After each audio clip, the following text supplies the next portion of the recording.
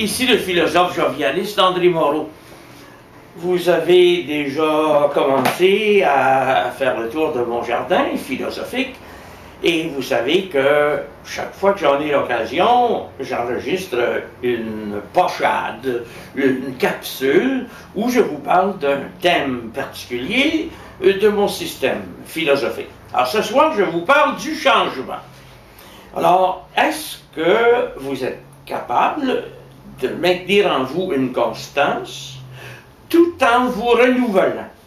Voilà la question fondamentale autour de laquelle tourne le thème que j'aborde ce soir. Parce que vous savez, il y a un tas de gens qui n'ont pas de constance. Prenons par exemple quelqu'un qui s'inscrit à l'université et il change toujours de département parce que ce n'est pas ce qu'il voulait et il pense que s'il va être mieux ailleurs.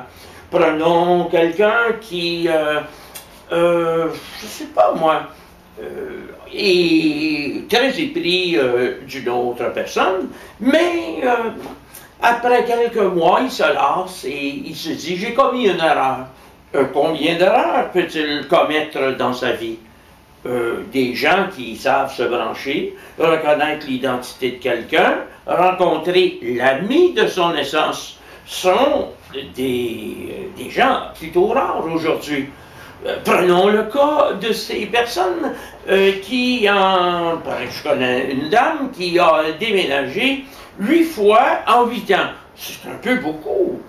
Vous savez, chaque fois, il faut vous habituer à un nouveau décor, surtout si vous avez eu le temps d'accumuler des meubles, des livres, si vous avez eu le temps de contracter des habitudes, de vous faire des amis. Et là, ah non, non, non, non, je ne suis pas bien ici, c'est pas ce que je voulais, je vais déménager. Alors, les gens changent beaucoup. Ils n'ont pas de stabilité professionnelle, et quand ils l'ont, ils s'ennuient.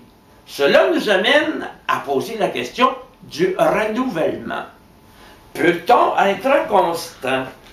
Peut-on adopter une attitude d'ouverture et d'intelligence dans la vie sans tomber dans la routine? En d'autres mots, cette constance va-t-elle nous permettre de nous renouveler? Et c'est là qu'entre en ligne de compte la distinction entre le changement, que j'appellerais le vagabondage. Les gens sont souvent intellectuellement, amoureusement, financièrement des vagabonds.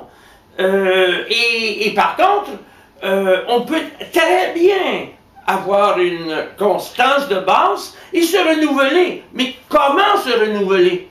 Ben, à mon avis, on se renouvelle quand on a le goût de l'inconnu. C'est parce que les gens sont cantonnés dans le connu qu'ils échouent à se renouveler intérieurement. Prenons le cas de certaines femmes qui, au cours des années, ont vécu avec moi. J'ai même eu de nombreuses compagnes simultanément. Et certaines d'entre elles, vous allez peut-être en être très étonnés, me reprochaient d'avoir avec moi une vie ennuyante. Et pourquoi? Ben, s'ennuyait-elle? Eh bien, parce que j'écrivais à ma table de travail. Donc, pendant que j'écrivais, je ne leur parlais pas. Je donnais mes leçons en philosophie. Pendant que je donnais mes leçons, même si elles étaient présentes, elles n'avaient pas l'impression de partager des choses avec moi. Alors, il m'est arrivé, après, par exemple, 10 ans, qu'une personne me quitte.